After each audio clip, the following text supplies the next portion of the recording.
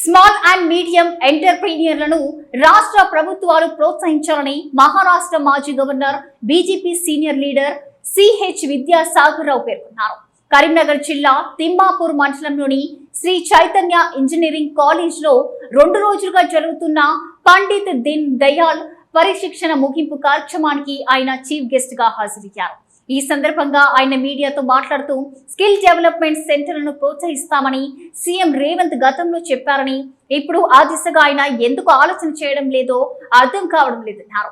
London లోని hide park గల crystal palace లో జరిగిన ఓ ఎగ్జిబిషన్ లో 100కు పైగా దేశాలు పాల్గొనగా వరంగల్లో తయారు చేసిన దుప్పటి ప్రథమ బహుమతి అందుకుందన్న విషయాన్ని గుర్తు చేశారు. తెలుగు భాషకు ప్రాధాన్యతను ఇచ్చి కాపాడుకోవాల్సిన అవసరం ఉందని పేర్కొంటారు.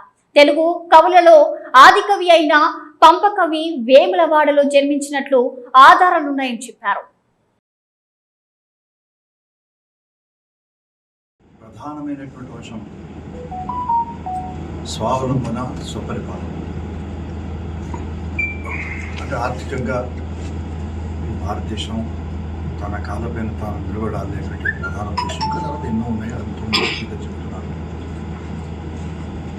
ఇందులో ఈనాడు భారతదేశం ప్రపంచంలోనే అత్యధిక జనాభా ఉన్న దేశం అని అందరికీ తెలుసు. అత్యధిక జనాభాతో పాటు అత్యధిక యువకులు ఉన్నటువంటి దేశం.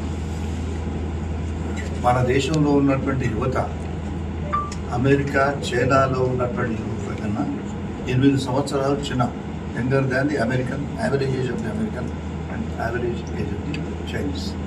యంగ్స్టర్స్ మనకు అవకాశం బాగా ఉంది. పిల్లలు కానివ్వండి, మనం చూస్తున్నాం ఆడపిల్లలు చాలా బ్రహ్మాండంగా వాళ్ళు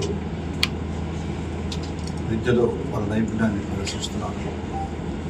అయితే స్వావలంబనకు చూసినట్లయితే ప్రధానంగా మన భారతదేశంలో చేతి వృత్తుల మీద ఆధారపడేటువంటి వ్యక్తుల, మహిళలు కానీ పురుషులు కానీ, వాళ్ళ భుజస్కంధాల్లో నిక్షిప్తంగా దాగి ఉన్నటువంటి శ్రమశక్తిని బయటికి తీసుకున్నారు.